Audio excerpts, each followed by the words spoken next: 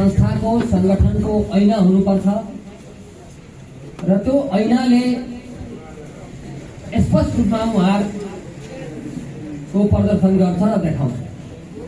तथापि मैले छोटकरीमा यो प्रतिवेदनलाई प्रस्तुत गर्न प्रयास गरेको छु। म पढ्न गइरहेको छु, यहाँको सबैको हातमा मैले आफै बाँडेको छु।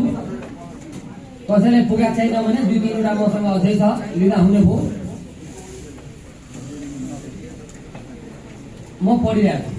केन्द्रीय साधारण सभामा प्रस्तुत महासचिवको प्रतिवेदन 2082 पुस 10 गते लालबन्दी सर्लाही। प्रस्तोता जयप्रकाश महतो, केन्द्रीय महासचिव, नेपाल कुशवा कल्याण समाज, काठमाडौँ। यस समाजको केन्द्र कार्य समितिको वार्षिक साधारण सभा 2081-82 को अध्यक्ष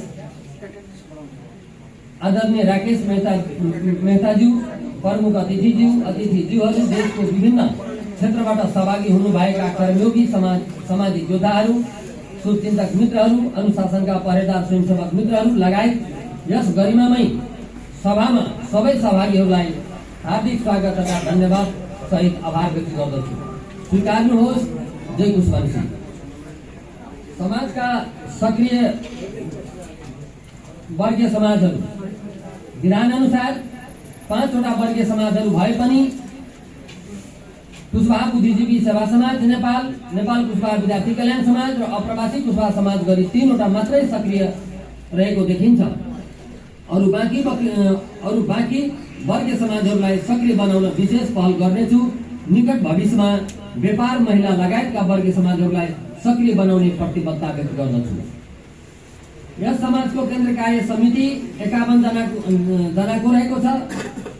संगठित कुशवाहा समृद्ध समाज निर्माणका लागि सबै केन्द्र कार्य समितिलाई जिम्मेवारी दिने गरी विधानको दफा 22-7 बमोजिम 9वटा उपसमितिहरू गठन गरेका छौं। साहित्य एवं प्रकाशन तथा प्रशिक्षण उपसमिति, यस उपसमितिले प्रति वर्ष क्यालेन्डर प्रकाशन गरिरहेको छ। दोस्रो, शिक्षा तथा सांस्कृतिक उपसमिति, यस उपसमितिले लोकसेवा तयारी कक्षा सञ्चालन तथा विभिन्न कलेजमा छात्रवृत्ति कार्यक्रम सञ्चालन गरेको छ। आर्थिक उपसमिति, यस उपसमितिले प्रत्येक वर्ष लेखा परीक्षण गराउनमा महत्वपूर्ण भूमिका निर्वाह गरिरहेको छ। खेलकुद उपसमिति, महिला अन्तर्राष्ट्रिय खेलाडी पूजा महतो लगायत अन्य खेलाडीहरूको पहिचान गरी सम्मान गर्ने कार्य गरिरहेको छ। प्रचार प्रसार तथा प्रविधि सूचना उपसमिति, यस उपसमितिले यस संगठनलाई प्रविधि मैत्री बनाउन निकै मेहनत गरिरहेको छ।